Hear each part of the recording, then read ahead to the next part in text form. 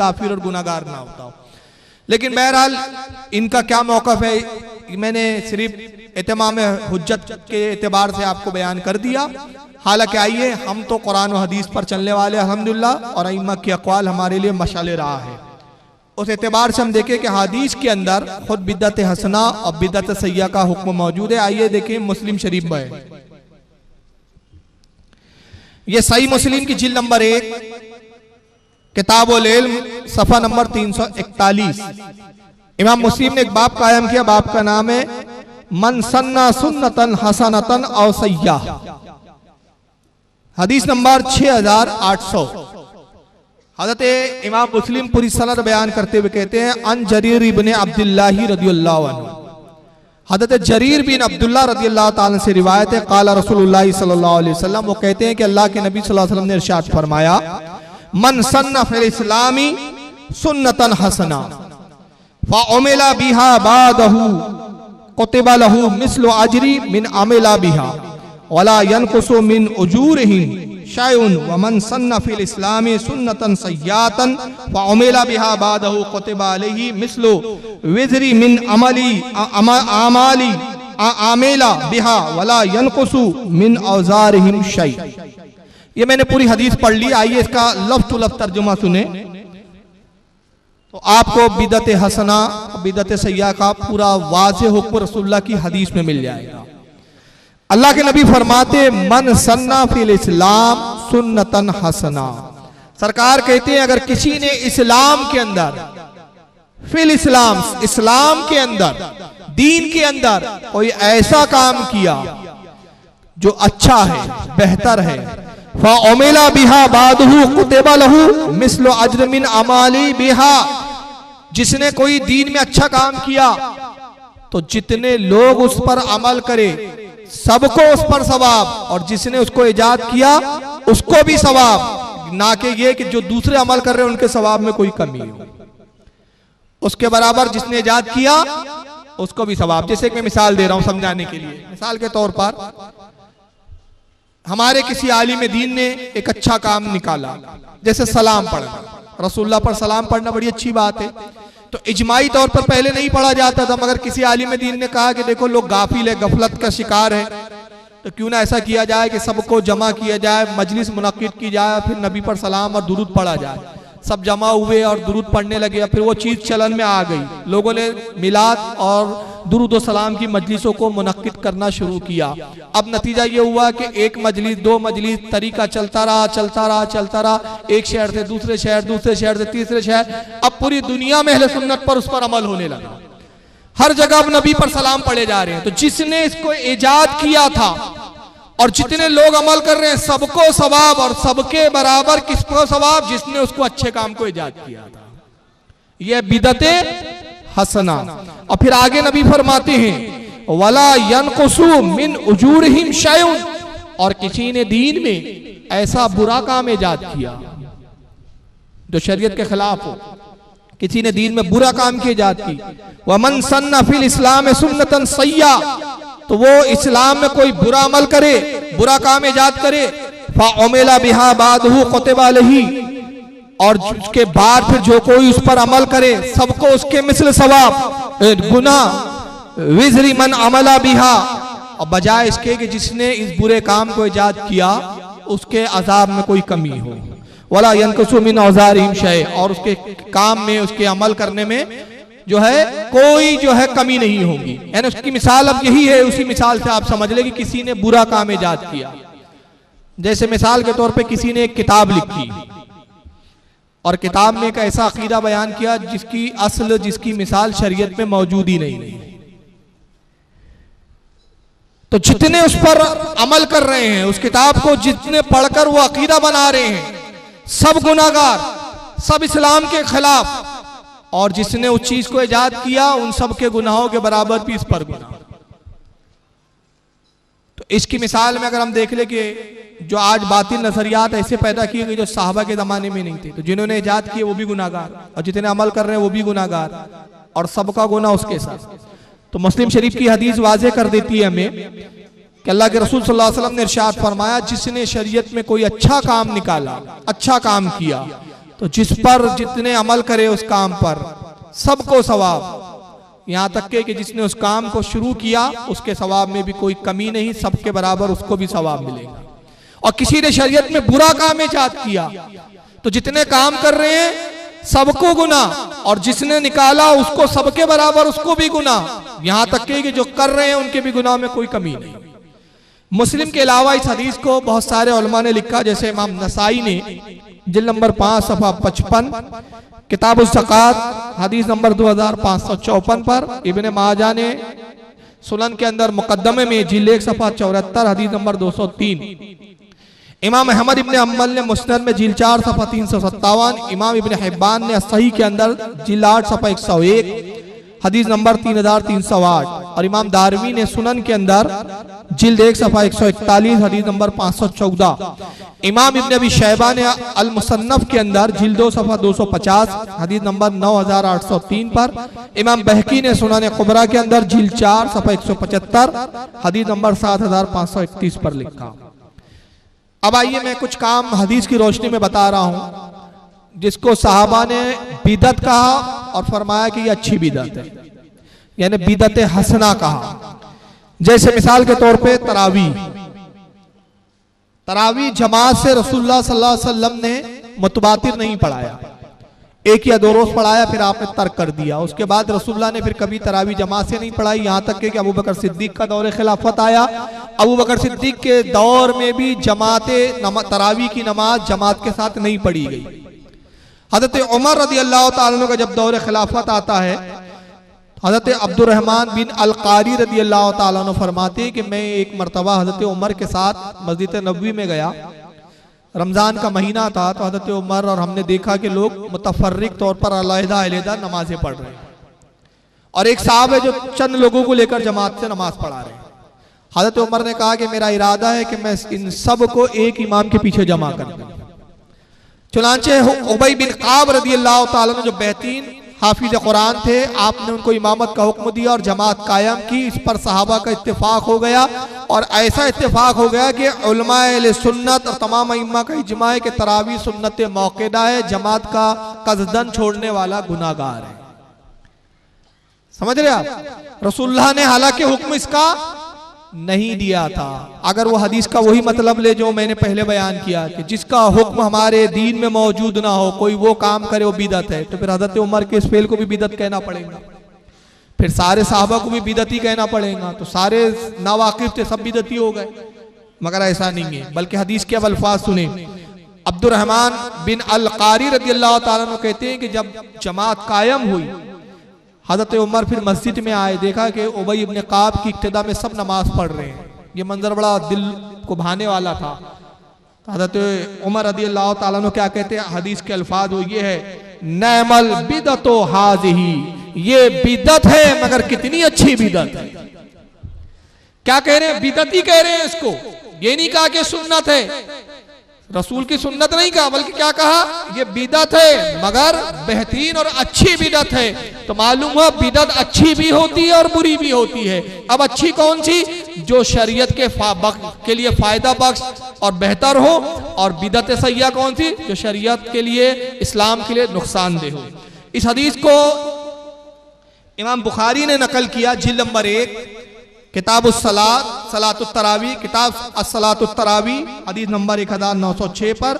और इसी हदीस को मोता इमाम मालिक में इमाम मालिक रदी अल्लाह ताला अन्हु ने जिल्द 1 सफ़ा 114 हदीस नंबर 250, और इमाम अब्दुर रज़्ज़ाक ने अल मुसन्नफ जिल्द 4 सफ़ा 258 पर हदीस नंबर 7723 पर, इमाम इब्ने खुज़ैमा ने सही के अंदर लिखा, और इमाम बहकी ने भी इसको नकल किया।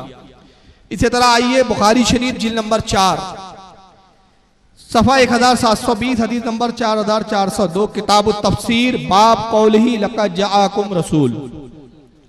इस बाब के तहत इमाम बुखारी ने एक हदीस लाई कि जंगे यमामा में हुफ़ाज़ इकराम गए, अबू बकर सिद्दीक का दौरे खिलाफत है, उसमें एक बड़े हाफिज कुरान बहुत ज्यादा थे। उस जंगे यमामा में 700 हुफ़ाज़ इकराम शहीद हो गए, और जंगे यमामा से पहले तक कुरान किताबी शक्ल में नहीं लिखा गया था, लोग सिर्फ ज़बानी याद करते थे। रसूलुल्लाह ने किताबी शक्ल में जमा नहीं करवाया, रसूलुल्लाह ने कुरान को जमा नहीं फरमाया, मुख्तलिफ कागजात पे लिखा हुआ था, लोग हिफ्स करते थे। जब 700 लोग शहीद हो गए तो हज़रत उमर रज़ियल्लाहु ताला अन्हु अबू बकर सिद्दीक के पास आए। कहते हैं कि आप देख रहे हैं कि हुफ़ाज़ इकराम शहीद हो रहे हैं, अगर यही हाल रहा तो कुरान के जानने वाले ख़त्म हो जाएंगे और अल्लाह की किताब दुनिया से नापैद हो जाएंगे। तो मेरा ख्याल ये है कि कुरान को किताबी शक्ल में जमा कर दिया जाए। अबू बकर सिद्दीक कहते हैं, हदीस के अल्फाज ये कि मैं वो काम कैसे करूं जिस काम को रसूलुल्लाह ने नहीं किया। मगर खुद अबू बकर सिद्दीक फरमाते हैं कि उमर मुझे बार बार कहते रहे, यहाँ तक कि अल्लाह ने मेरे दिल को उस काम के लिए खोल दिया। और फिर हज़रत अबू बकर सिद्दीक ने हुक्म दिया कि कुरान को जमा किया जाए, किताबी शक्ल में जमा हुआ। और जब अबू बकर सिद्दीक के पास किताबी शक्ल में पूरा कुरान अजीम लाया गया तो हदीस के अल्फाज इमाम बुखारी ने लिखे, अबू बकर कहते हुआ वल्लाहु खैर, अल्लाह की कसम ये बहुत बेहतर काम है। क्या फरमाया? अल्लाह की कसम ये बेहतर। अब आप बताइए, बिदअत की तारीफ करने वाले, वो काम जो नबी ने ना किया, वो काम जो जिसका हदीस में ना हो, हदीस में नहीं है तुम कैसे करते हो, ये हदीस में नहीं है तुम करते हो, हुक्म नहीं है रसूल का तुम करते हो। मैं कहता हूँ अबू बकर सिद्दीक से पूछो जाकर, वो खुद कह रहे हैं अल्लाह की कसम ये बेहतर काम है। तो नबी ने तो कुरान जमा करने का हुक्म नहीं दिया, अबू बकर ने किया, उमर के कहने पर किया, तो ये काम बेहतर कैसे हो सकता है जिसका हुक्म नबी की शरीयत में मौजूद ना हो? तो जवाब यही होगा कि रसूलुल्लाह का हुक्म अगरचे नहीं था मगर सुन्नत के खिलाफ नहीं था, शरीयत के खिलाफ नहीं था, इस्लाम का नुकसान नहीं था, बल्कि इस्लाम के लिए फायदे बख्श था। आप बताइए, आप खुद बताएं, अगर हजरत उमर के कहने पर अबू बकर सिद्दीक कुरान को जमा ना फरमाते तो आज कुरान हम तक पहुंचता नहीं पहुंचता। और अगर पहुंच भी जाता तो जिस तरह हदीस की रिवायतों में इख्तिलाफ है, अल्लाह ना करे, खैर अब हुआ नहीं, कुरान की भी आयतों में इख्तिलाफ हो जाता फिर तो ये कहना पड़ता है ये आयत भी पता नहीं सही है कि नहीं सही है। मगर कुरान को जमा करके महफूज कर लिया गया और महफूज कयामत तक के लिए महफूज हो गया, तो ये भी बिदअत है। इस हदीस को इमाम बुखारी के अलावा इमाम तिरमिज़ी ने भी लिखा किताब तफसीर के अंदर, हदीस नंबर 3103 पर। इमाम नसाई ने सुनन कुबरा में हदीस नंबर 2202 पर, मुस्नद अहमद में इमाम अहमद इब्न अम्बल ने हदीस नंबर 76 पर, इमाम अबू याला ने अल मुस्नद में हदीस नंबर 91 पर, इमाम इब्न हिब्बान ने सही में हदीस नंबर 4506 पर, इमाम तबरानी ने हदीस नंबर 4901 पर माजमुल कबीर के अंदर इसको बयान किया। आइए एक आखिरी बिदअत को और मुलाहिजा कर ले।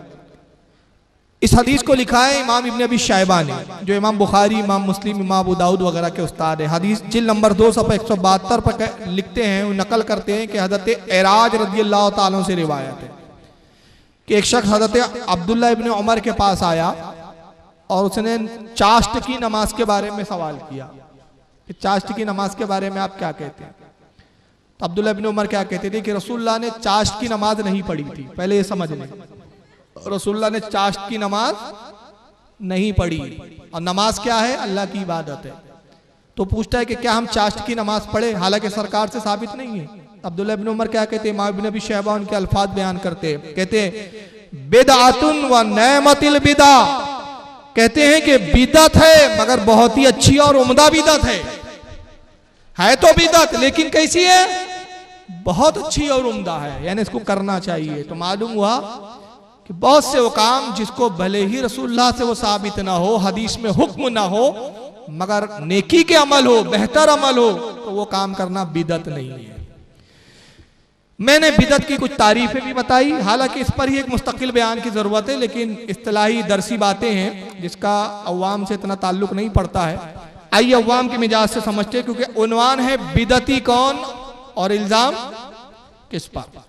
अब यहां से हम तस्वीर का दूसरा रुख बताएंगे कि हमें बहुत सारे कामों पे बिदअती कहते हैं, मगर इनके खुद दामन जो है बिदअतों में मलूस है। मगर इससे पहले कि मैं इनकी बिदअतें आपके सामने रखूं, पहले आइए इनकी बिदअत की इनके नजदीक तारीफ क्या है वो सुनते जाएं, ताकि आपको पता चले कि बिदअत की तारीफ करने में भी इन्होंने बिदअत ईजाद की है, यानी बिदअत की ऐसी तारीफ करना भी इनकी अपनी बिदअत है। और कमाल यह है कि बिदअत की तारीफ में इनकी जमात में खुद इत्तेहाद नहीं है। हर मौलवी की एक अलग बोली है, देवबंदी एक अलग बोलते, फिर देवबंदी में भी 10 मौलवी तो 10 मौलवियों की 10 बोलियां।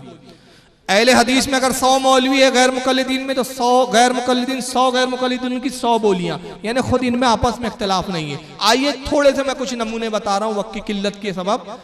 ये जुबैर अली ज़ई है जो अभी अभी मर गए हैं पाकिस्तान के, इनके बहुत बड़े मनाजिर कहलाते थे गैर मुकल्लिदीन के। आइए बिदअत की तारीफ क्या करते हैं उनसे सुने। पहले बिदअत की तारीफ करें। बिदअत हर वो बात है जो कि कुरान, हदीस, इजमा और इज्तिहाद से साबित ना हो और खैरुल कुरून में उसका वजूद ना हो, उसकी ज़रूरत भी हो। उस खैर यानी खैरुल कुरून का जो ज़माना है 300 साल, 3 सदियाँ, उस दौर में वो चीज़ होनी चाहिए थी कि उसकी तलब भी हो लेकिन उसका वजूद ना हो और अदिल्ला अरबा से सबूत ना, वो बिदअत होती है। जुबैर अली ज़ई साहब ने बड़ी अजीब तारीफ बयान की, कहा कि बिदअत वो जिस पर अजिल्ला साहबा का इजमा ना हो और जो 300 साल के अंदर ना हो, खैरुल कुरून 3 दौर के अंदर ना हो। सबसे पहला सवाल, ये बिदअत की तारीफ हदीस में कहां है? भाई आप तो गैर मुकल्लिदीन अहले हदीस हो, तो ये हदीस में कहां है? और रसूलुल्लाह ने कहां फरमाया कि देखो जो 300 साल के अंदर काम होंगे वो बिदअत नहीं है, 300 साल के बाद जो काम होंगे वो बिदअत है।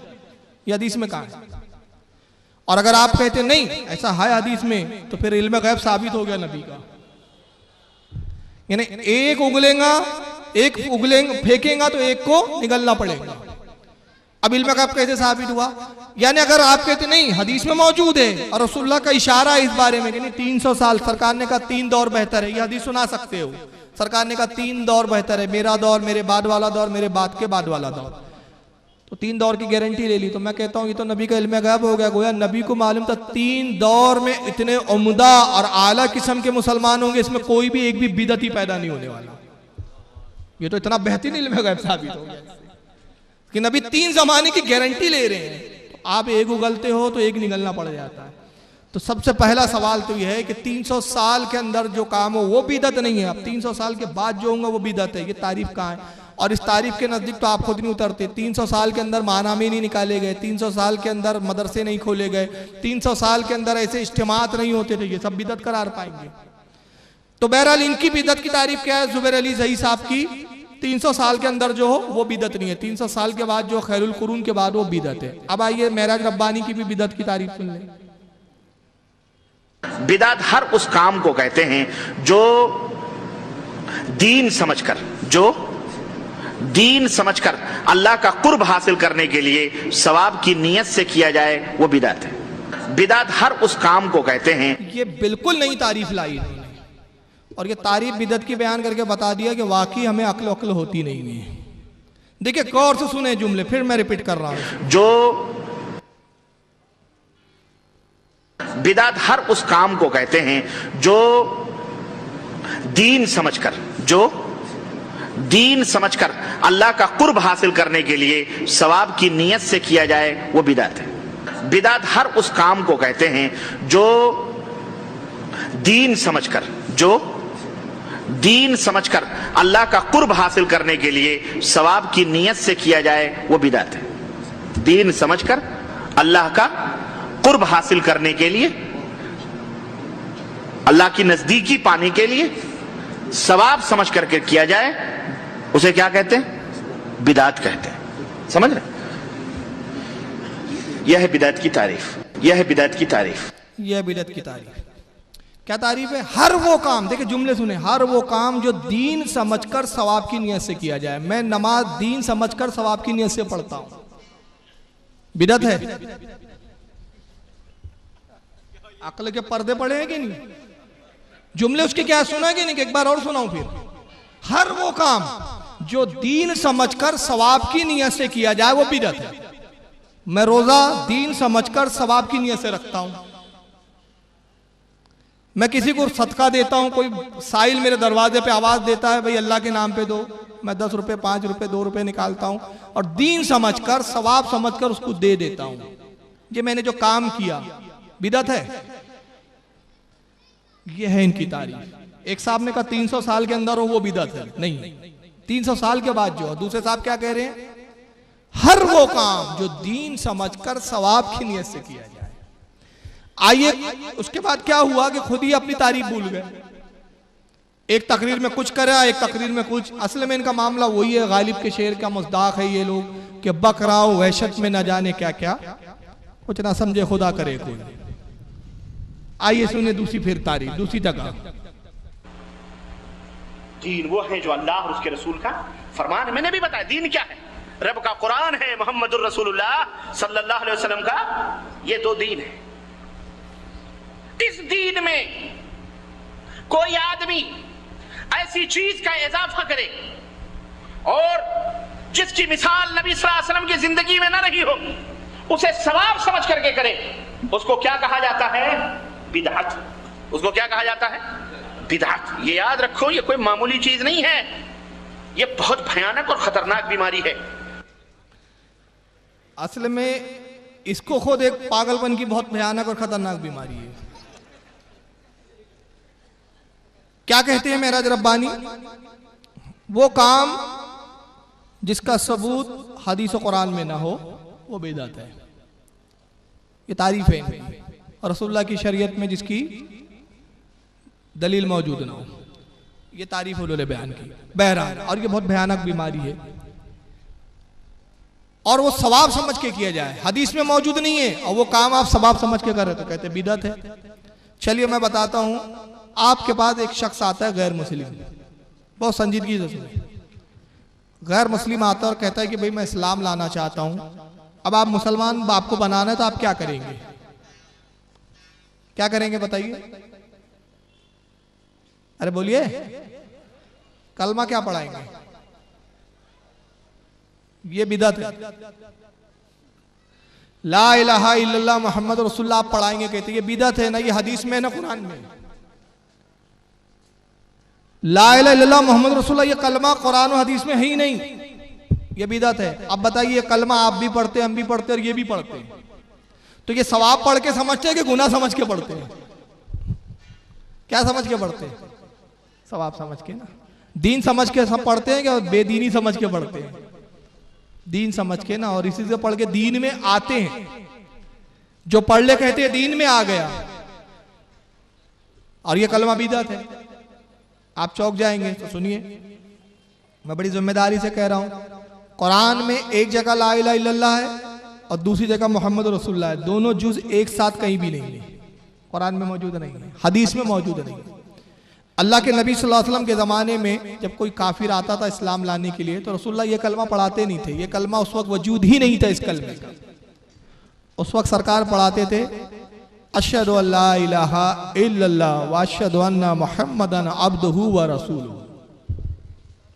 ये कलमा पढ़ाया तो गवाही दे कि अल्लाह के सिवा कोई इबादत के लायक नहीं, और गवाही दे कि मैं अल्लाह का बंदा और उसका रसूल। मोहम्मद सल्लल्लाहु अलैहि वसल्लम अल्लाह के बंदे और उसके रसूल हैं। और जब आप किसी को मुखातिब करते और कलमे की तरकीब दिलाते, फरमाते कुलू अशहदु अल्ला इलाहा इल्लल्लाह व इन्नी रसूलुल्लाह, तुम गवाही दो कि अल्लाह के सिवा कोई इबादत के लायक नहीं और गवाही दो कि मैं अल्लाह का रसूल हूं। यह मुतालबा इस तरह होता है और कलमा इस तरह पढ़ाया जाता। ये बाद में उलमाए इकराम ने, अइम्मा इकराम ने कुरान के दो मुख्तलिफ आयतों के जिसको लेकर एक मुख्तसर सा कलमा बनाया। और ये बनाने की जरूरत क्यों आई? उलमा के बीच एक बहस छिड़ी, और बहस का मौजू ये था कि अगर एक शख्स का इंतकाल हो रहा है, और अल्लाह के रसूल की हदीस है कि जिसका इंतकाल से पहले आखिरी कलमा ला इलाहा इल्लल्लाह मुहम्मद रसूलुल्लाह है, वो जन्नत में जाएगा। मरते वक्त जिसने कलमा पढ़ लिया वो जन्नती है। अब ये हदीस में है, और रसूल के जमाने में तो ला इलाहा इल्लल्लाह मुहम्मद रसूलुल्लाह है ही नहीं। अब उलमा के बीच बहस छिड़ी कि भाई अब एक शख्स का इंतकाल हो रहा है, लेकिन इतना लंबा कलमा पढ़ता है तो रूह कब्ज हो जाती है। हालत यह है कि तकलीफ है, कलमा पढ़ना हो नहीं रहा है, मगर चाहता है कि ईमान पर खात्मा हो, तो क्या करे? तो उलमा ने देखा और गौर व फिक्र किया और कहा कि इसकी असल तो कुरान में मौजूद है, अगरचे रसूल से साबित नहीं। और बिदअत की तारीफ क्या है? जिसकी असल मौजूद हो, बेआईनी भला ही ना हो, मगर उसकी कुछ ना कुछ असल मौजूद हो, उसका नमूना मौजूद हो। तो कुरान में असल है, और कुरान में असल क्या है? कुरान में ला इलाहा इल्लल्लाह एक जगह है, मोहम्मद रसूलुल्लाह एक जगह है। तो उलमा ने कहा यह मुख्तसर सा है, दोनों को जमा कर दिया जाए तो मफहूम और मतलब के एतबार से वही कलमा हो गया। तो उलमा ने कहा कि अगर वो ये कह दे ला इलाहा इल्लल्लाह मुहम्मद रसूलुल्लाह, तो उसका खात्मा ईमान पर माना जाएगा। ये बाद में ईजाद हुआ, ये बिदअत है। ये न ताबई के जमाने में था, न तबे ताबई के जमाने में, न सहाबा के जमाने में, न रसूलुल्लाह के जमाने में।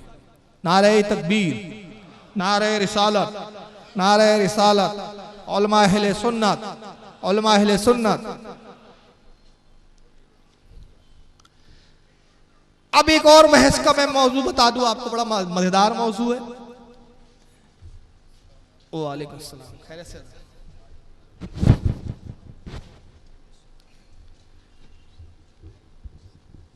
आगे चलकर फिर एक जमाने में ये बहस छिड़ी के भाई ठीक है, एक शख्स मर रहा था, सांसें कम थी, तकलीफ का आलम था, पूरे कलमे की अदायगी मुमकिन नहीं थी। मुख्तसर सा कलमा आपने बता दिया कि ला इलाहा इल्लल्लाह मुहम्मद रसूलुल्लाह कह ले, खात्मा ईमान पर माना जाएगा। मगर एक शख्स सिर्फ इतनी सांसें हैं कि ला इलाहा इल्लल्लाह कहा तो इंतकाल हो जाएगा, या ला इलाहा इल्लल्लाह को छोड़ा और मोहम्मद रसूलुल्लाह कहता है तो इंतकाल हो जाएगा। ये भी पूरा कलमा अब नहीं पढ़ सकता, ला इलाहा इल्लल्लाह मुहम्मद रसूलुल्लाह ये भी मुकम्मल पूरा नहीं पढ़ सकता। तो अब उस शख्स ने क्या करना चाहिए? तो उलमा अहले सुन्नत ने जवाब दिया, उसने सिर्फ मोहम्मद रसूलुल्लाह कह देना चाहिए, ला इलाहा इल्लल्लाह को छोड़ देना चाहिए। हालांकि कलमे का पहला जुज तौहीद है और दूसरा जुज रिसालत है। रिसालत का इकरार कर ले, तौहीद छोड़ दे। अब यहां तो पूरा तौहीद का ही ढंढोरा लेके बैठ रहे हैं सब, तो इसका क्या जवाब? इसका जवाब मौजूद है। तौहीद को तो सभी मानते हैं दुनिया में। वो लोग जो बज़ाहिर शिर्क करते हैं वो भी कहते हैं कि अल्लाह एक ही। अल्लाह के एक होने पर किसी का इख्तलाफ नहीं है। इख्तलाफ किस पर है? रसूलुल्लाह के, मोहम्मद सल्लल्लाहु अलैहि वसल्लम के रसूल होने पर। ईसाई भी कहते हैं कि अल्लाह एक है, यहूदी भी कहते हैं अल्लाह एक है, मगर इख्तलाफ कहां शुरू होता है? वो मोहम्मद रसूलुल्लाह के कायल नहीं, रसूलुल्लाह को नहीं मानते। तो अब उलमा ने कहा कि अगर उसने कह दिया मोहम्मद रसूलुल्लाह तो इस कलमे में अल्लाह का भी मानना पाया गया, रसूल का भी मानना पाया गया। इसलिए कि इस कलमे का मफहूम ये मोहम्मद अल्लाह के रसूल है, तो अल्लाह को भी मान रहा है और रसूल को भी मान रहा है, लिहाजा ये हुआ कि मोहम्मद रसूलुल्लाह कहते हैं। चलिए, हमारी बातें तो इनको हजम नहीं होती ना। प्रॉब्लम यह है कि इनके जहन और फिक्र में ये बैठ गया है कि भाई बरेलवी हजरात जो होते हैं, अहले सुन्नत के जो होते हैं, इल्म होता नहीं है। चलिए इन्हीं को सुना लूं कि ये कलमा खुद बिदअत है। आइए देखिए, इनको ये पहली बार देख रहे होंगे आप, ये बिल्कुल जाने की कगार पर है अभी। ये मौलवी इसाक सलफी है, पाकिस्तान के गैर मुकल्लिदों के बहुत बड़े आलिम हैं। ये खुद क्या कह रहे हैं कलमे के बारे में। अब मेरी मत मानो, इनकी मान लो, सुन लीजिए।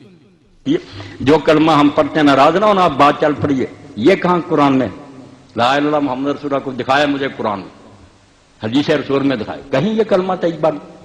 ये दो अलग अलग कलमे हैं, बिल्कुल ठीक है। ला इलाहा कहीं लिखा है, मोहम्मद हमने जोड़ लिए। हजूर ने तो जो कलमा बनाया वो शियों और सुन्नियों का एक कलमा शहादत, हजूर वो पढ़ाते हैं, अशहदु अल्ला इलाहा इल्लल्लाह वहदहु ला शरीका लहु व अशहदु अन्ना मुहम्मदन अब्दुहु व रसूलुहु, वो है कलमा। ये हमें दो जमा किए, उन्होंने एक तीसरा भी इकट्ठा कर लिया। अगर कोई चौथा भी कर ले कि साथ ही क्या अबू बकर सिद्दीक, उमर फारूक, कुछ भी नहीं बिगड़, नेक बातें इकट्ठी करते हैं। ये कोई इस्लाम के कलमे नहीं, ना कोई दीन इससे बिगड़ता है। अच्छी बातें जो इकट्ठी करते जाए, उस्मान ज़ुन्नूरैन कर लें आप भी कलमा, ये करें, ये कलमा कोई नहीं है। ये कलमा तैयबा, आप भी हैरान होंगे, किसी आयत में नहीं इस तरह बना बनाया आया, किसी हदीस में नहीं। दो अलग अलग चीजों को लेकर हमने इकट्ठा कर दिया। हमारे यहाँ ये बरेलवी दोस्त हैं, ये अजान से पहले ये सलात कहते हैं, बाद में कहते हैं। हम कहते हैं हुजूर ने नहीं कही, ये साहबा ने, इसलिए नहीं कहनी चाहिए। मगर यार उसमें कोई कौन सी कुफर की बात तो कोई नहीं ना। दुरूद शरीफ उन्होंने पढ़ दिया, कोई इस्लाम से निकल गया। अकल से काम लिया करें, जितनी बात गलत नजर आती है कि हुजूर का तरीका कहने, मगर काफिर नहीं, कोई गलत बात नहीं। दुरूद शरीफ हर वक्त पढ़ा जाता है, कोई सब्र से भी काम लेना, कुछ नहीं बात। तो ये इसाक सलफी साहब खुद करे सब्र से भी काम लेना, मतलब पता चला इनके अलावा सब बेसब्रे इनकी जमात में। अब बेसब्री में क्या करते, सब पे फतवे ठोक रहे हैं। देखिए उन्होंने मिसाल दी खुद का, कलमा रसूल के जमाने में नहीं था, इसलिए हमारे बरेली भाई अजान से पहले दुरूद शरीफ पढ़ लेते, कहा ये भी बिदअत है। तो भाई सब्र से काम लेना, कोई बुरा तो नहीं किया, दुरूद हर वक्त पढ़ना चाहिए। तो अजान से पहले भी पढ़ लिया तो कहां से नाजायज हो गया। अच्छी बातें इकट्ठी करते जाए तो मालूम हुआ कि अच्छी बातें जो कुरान और हदीस और शरीयत से न टकराती वो बिदअत नहीं है। और अगर बिदअत तो सबसे पहले अपने घर के बड़े मियाँ को पहले फतवा लगाओ बिदअती का, बाद में फिर आप इधर रुख करें। आइए आपको मालूम है एक और मैं बिदअत बताता हूं जिस पर इनका भी अमल है, देवबंदियों का भी अमल है, गैर मुकल्लिदीन का भी अमल है। हम तो खैर बदनाम ही है बिदतों के अंदर, हमारा तो छोड़ दीजिए आप। ये भी बिदत है। वो क्या है मालूम है आपको? देवबंदी भी मौलाना को आपने देखा होगा कि जब तकरीर शुरू करते हैं तो खुतबा पढ़ते हैं, नहमदुहु व नसल्ली व नहमदुहु व नसल्ली अला रसूलिल करीम। ये सुना है ना आपने? ये भी बिदत है, ये भी बिदत है खुतबा भी पढ़ना। ये भी पढ़ते, दोनों पढ़ते हैं। तो अब आप अपने गिरबान में झांके कि आपके घर में तो खुद इतनी बिदतें पनप रही है और आप एक मिलाद के पीछे पड़े हुए। आइए जर्जिस साहब खुद बयान कर रहे हैं, उसको सुन लीजिए। आप अंदाजा लगाइए कि बिदअत कितनी भयानक और खतरनाक बीमारी है शरीयत के अंदर, और किताब और सुन्नत की अहमियत और मकाम कितना जबरदस्त है शरीयत के अंदर। इन दोनों चीजों का अंदाजा अगर आपको लगाना है, किताब और सुन्नत की अहमियत का, कुरान और हदीस के मकाम का, और बिदअत की खतरनाकियत का, बिदअत के बुरे होने का अगर आप अंदाजा लगाना चाहते हैं तो इस बात से लगाइए कि नबी अकरम ने कोई भी खुतबा अल्लाह कोई भी खुतबा, ये हम और आप दे देते हैं नहमदु व नसल्ली अला रसूलिल करीम, ये एक मुख्तसर खुतबा, माफ कीजिएगा लेकिन शरीयत से ये खुतबा साबित नहीं है। माफ कीजिएगा, ये अल्लाह के रसूल के जुमले नहीं है, अल्लाह के नबी। ये हम और आप थोड़ा सा वक्त को ख्याल में रखते हुए कि ज्यादा लंबी चौड़ी बात हमें नहीं करना है, इसलिए हम और आप थोड़ा सा नहमदु व नसल्ली अला रसूलिल करीम कहकर आगे बढ़ जाते हैं, ताकि लंबा चौड़ा खुतबा देंगे तो वक्त ज्यादा लगेगा। ये हम इसको ये नहीं कह सकते कि नाजायज है, जायज है कह सकते, लेकिन नबी अकरम ने ऐसा मुख्तसर खुतबा कभी नहीं दिया। आपने जब भी कोई खुतबा दिया है, जब भी आपने हर खुतबे के अंदर ये अल्फाज कहे हैं, फ़इन्न खैरुल हदीस किताब। बहरहाल मौजू भी ये है कि इनके नजदीक भी ये खुतबा जो है बिदत है, और खुद इकरार है कि भाई रसूलुल्लाह ने नहीं किया, लेकिन नाजायज नहीं है। तो मैं इनसे पूछना चाहता हूं कि भाई आपके यहाँ बिदत हसना कोई होती नहीं तो फिर ये नाजायज क्यों नहीं है? और बिदत की तारीफ तुम्हारे ये जो नबी ने नहीं किया हो, और तुम्हें इकरार है कि नबी ने ऐसा खुतबा दिया नहीं, तो फिर जो तुमने निकाला ये बिदत हुआ कि नहीं हुआ? तो इनको चाहिए कि पहले अपने गिरेबान को झाके। बहरहाल अभी दो तारीफ आपने बिदत की सुनी, आइए अब बिदत की एक तीसरी तारीफ भी सुन ले इनके। कुल्लु मुहदसतिन बिदअह, दीन इस्लाम के अंदर हर नई चीज बिदअत है। दीन इस्लाम के अंदर हर नई चीज बिदअत है। कुल्लु बिदअतिन ज़लाला, हर बिदअत गुमराही है। कुल्लु ज़लालतिन फिन्नार, हर गुमराही जहन्नम में लेकर जाती है। तौसीफुर रहमान साहब ने तारीफ क्या की? दीन में हर नया काम, कोई भी नया काम अगर आप करोगे वो बिदअत है। ये तीसरी तारीफ थी, दीन में कोई भी नया काम बिदअत है। आइए अब ये खुद इन्हीं की ज़बानी सुन लीजिए कि इन्होंने खुद दीन में एक नया काम क्या इजाद किया है। आइए सुनिए कि अपने आप को सल्फी अहले हदीस कहा जा सकता है। बाद अहबाब इस्लाम पर एतराज़ करते हैं, इससे मुराद वो फ़िरक़ा कहते हैं। ये मुसीबत कराची से शुरू हुई थी। मसूदुद्दीन BSc के नाम से एक जमातुल मुस्लिमीन के नाम से पैदा हुई, जो हकीकत में जमातुल मुजरिमीन है, और उन्होंने इस फ़िक्र को आम किया कि हुवा सम्माकुमुल मुस्लिमीन, बस अल्लाह ने तुम्हारा नाम मुस्लिम रखा है और तुम्हें कुछ कहने की ज़रूरत नहीं है। ठीक है कि अल्लाह अज़्ज़ व जल ने हमारा नाम मुस्लिम रखा है, अल्लाह ने हमारा नाम इंसान भी रखा है। वमा खलक़तुल जिन्न वल इंस इल्ला लियअबुदून। अल्लाह ने किसको पैदा किया? जिन को और इंस को। मसूदुद्दीन को तो पैदा नहीं किया, अरशद को तो पैदा नहीं किया, अफजल को तो पैदा नहीं किया। ये नाम आपने क्यों रखे? तो आप कहेंगे मौलवी साहब ये तो हमारी ज़रूरत है, क्योंकि इंसान तो बहुत ज़्यादा है। अब इंसानों में से हमारी पहचान ये है कि हम अरशद हैं, अफजल हैं, फुला हैं।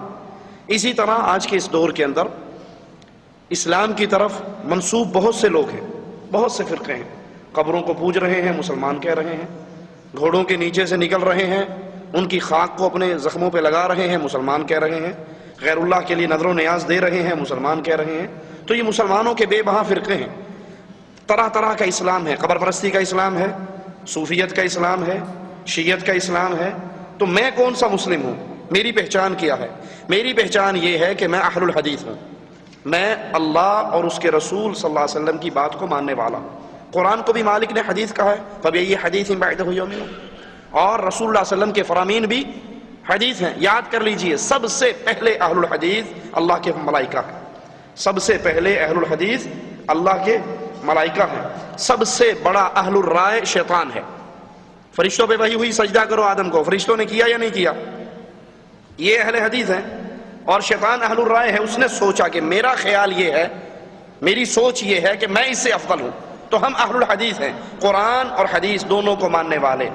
अहलुल हदीस कोई फिरका नहीं है, बाकी सब फिरके हैं सिवाय अहलुल हदीस के। क्यों अहलुल हदीस फिरका क्यों नहीं है? फिरका उसको कहते हैं जो अपनी असल से अलग हो जाए। जो अपनी असल से अलग हुआ, ये फिरका है। खैर, ये पूरी तकरीर पर पोस्टमार्टम करना पड़ेगा अभी। हाँ, क्योंकि काफी लंबी चौड़ी इन्होंने तकरीर की। पहले चीज, इन्होंने पहले बिदअत की तारीफ ये खुद बयान की कि हर वो नया काम जो कुरान और हदीस में मौजूद ना हो वो बिदअत है।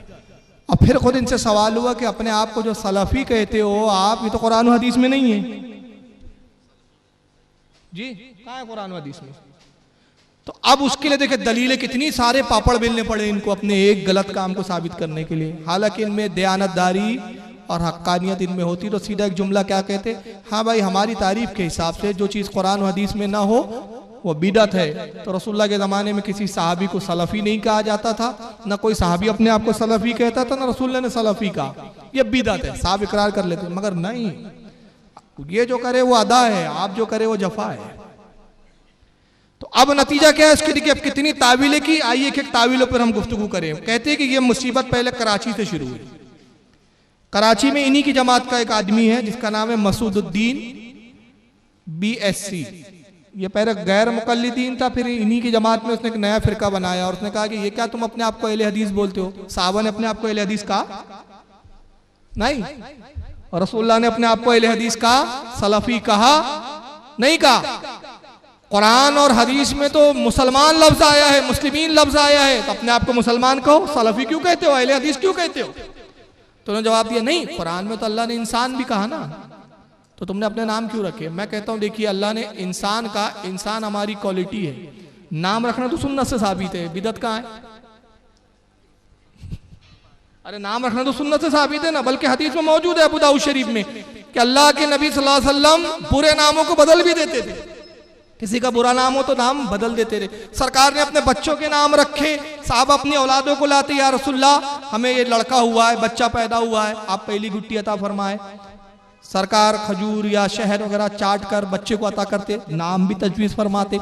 नाम रखना तो सुन्नत से साबित हो गया ना। अल्लाह ने आदम का नाम आदम रखा, आदम पैदा भी नहीं हुआ, अल्लाह ने नाम आदम रख दिया। तो नाम रखना तो अल्लाह की सुन्नत इलाहिया हुई, रसूल की सुन्नत हुई, तो ये बिदअत नहीं हुई। तो ये इंसान वाली दलील यहाँ काम नहीं दे रही है। अच्छा, फिर दूसरा ये क्या कहते हैं, अब सवाल ये है कि इन्होंने उस कयास से जवाब दिया, कहा देखो अल्लाह ने तो इंसान पैदा किया, मगर कौन सा इंसान?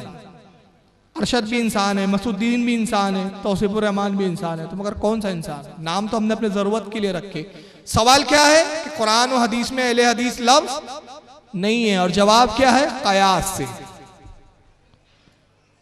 जबकि इन्होंने क्या चाहिए था, सीधी सीधी एक हदीस सुनाते, नहीं साहब तुम झूठे हो, हदीस पाक में तो आया है कि मुसलमान अहले हदीस भी है, कुरान में आया कि मुसलमान अहले हदीस भी है, लेकिन हदीस नहीं सुनाई, कुरान नहीं सुनाया, बल्कि कयास सुनाया। और उसके बाद कहा कि सबसे पहला कयास करने वाला इबलीस है। तो ये खुद कयास करके क्या हुए? हदीस तो नहीं पेश की ना, तो अमल किस पर किया इन्होंने? इबलीस के तरीके पर। अब कहा जरूरत के एतबार से कि भाई कौन सा मुसलमान?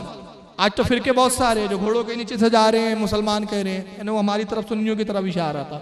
हालांकि हमारा अकीदा नहीं है, ये जहालत है, हमारे यहाँ के जाहिल लोग, इनको जहालत और अकीदे में ही फर्क नहीं मालूम। अब तक रद्द अकीदों के किए जाते हैं, मगर ये अवाम की जहालत का रद्द करते हैं और उसको इस्लाम बताते हैं, जबकि हमारे उलमा इसको इस्लाम नहीं मानते। घोड़ों के नीचे से जा रहा है, कब्र की खाट चाट रहा है, फुला फुला, ये सब फिरके।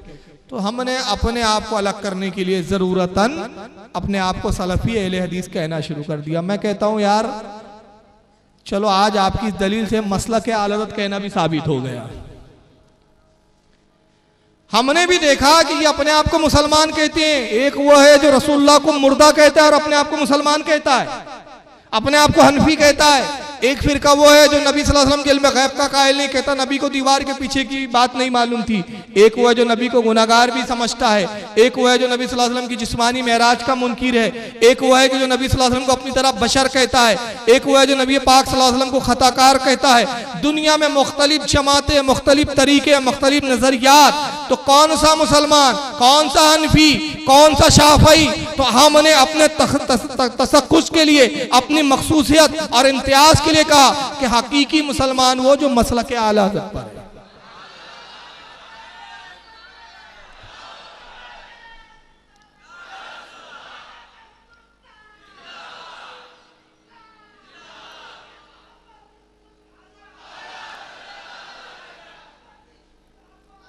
तो आज तुम्हारी दलील से कुछ साबित हो गया कि मसलक आला हज़रत कहना जायज है, बिदअत नहीं है, क्योंकि आला हज़रत का वही अकीदा और नजरिया है। देखिए यहां एक और फर्क बता दूं, हम मसलक के आला हज़रत क्यों कहते हैं? आला हज़रत ने जो अकीदा बताया वही सहाबा और रसूल का अकीदा है। हम अकीदे की बिना पे मसलक कहते हैं, और ये हमारे को बदनाम करने के लिए क्या कहते हैं? घोड़े के नीचे से जा रहा। अबे घोड़े के नीचे से जाता वो मौलाना नहीं होता, वो जाहिल होता है। वो अकीदा नहीं है, वो नजरिया नहीं है, वो जहालत है। उसकी हम खुद मजम्मत करते हैं। आला हज़रत के मसलक में खुद उसकी मजम्मतें मौजूद है। उसके खिलाफ आला हज़रत ने किताबें लिखी है। अब उसके बाद कहता सबसे पहले अहले हदीस मलाइका है। मैं कहता कौन सी कुरान की आयत में, कौन सी हदीस में आया है कि रसूलुल्लाह ने कहा लोगों फरिश्ते जो है ना, मलाइका जो है वो अहले हदीस है? कुरान में आया लोगों जान जाओ मेरे जितने फरिश्ते हैं सब अहले हदीस है। कुरान में नहीं है, हदीस में नहीं है। ये भी जो आपने कहा ये खुद आपकी नहीं बिदअत है। अब दलील क्या दी? फरिश्तों ने अल्लाह की इताअत की। अल्लाह ने कहा सजदा करो, आदम को सब सजदे में गए। इबलीस ने क्या कहा? पहला अहलुल राय इबलीस था। मैं कहता हूं वो तुम्हारा जद्दे करीम था। अब मैं सिर्फ हंसाने के लिए नहीं कह रहा हूं, देखो दलील देता हूं, आप हदीस की रोशनी में जाएं तो आपको पता चलेगा। रिवायतें बताएंगी आपको कि जब अल्लाह ने हुक्म दिया कि आदम को सजदा करो, तो सबसे पहले आदम को सजदा किसने किया? फरिश्ते समझ नहीं पाए इस चीज को, तवक्कुफ किया उन्होंने कि अल्लाह के हुक्म की मंशा क्या है। आज तक तो हम अल्लाह को सजदा करते आ रहे हैं, आज अल्लाह ने हुक्म दिया कि आदम को सजदा करो। मगर जिब्रील, मिकाईल जो मुकर्रब तरीन फरिश्ते थे, वो मंशा इलाही को समझ गए कि यहाँ ताजीमी सजदा मुराद है। आदम की फौकियत बताना है, आदम की अफजलियत बताना है, तो सबसे पहले सजदे में गए जिब्रील। कौन गए? जिब्रील। फिर गए मिकाईल, फिर गए इसराफील। बारी बारी चार फरिश्ते जब सजदे में गए, तो जब दूसरे फरिश्तों ने देखा ये मुकर्रब तरीन सादा इल्म वाले सजदे में चले गए, तो हमें भी इनकी पैरवी करना चाहिए। तो सारे फरिश्ते इनके थे मुकल्लिद, और इबलीस ने तकलीद का इनकार कर दिया। कहा जिब्रील की तकलीद मैं नहीं करूंगा, इसराफील की तकलीद मैं नहीं करूंगा। कुरान ने कहा तकब्बुर किया, घमंड किया अपने इल्म पर, काफिर हो गया। तो अहलुल राय जो पहला जो था वो इबलीस था, तो उसकी राय क्या थी? वो तकलीद का मुनकिर था, वो तुम्हारा जद्दे करीम था। तो रिवायतों की तहकीक में जाओ, और हमने फरिश्तों की उसी अदा को ले लिया। हमने देखा कि मंशा इलाही को सबसे पहले जिब्रील ने समझा है और इताअत की।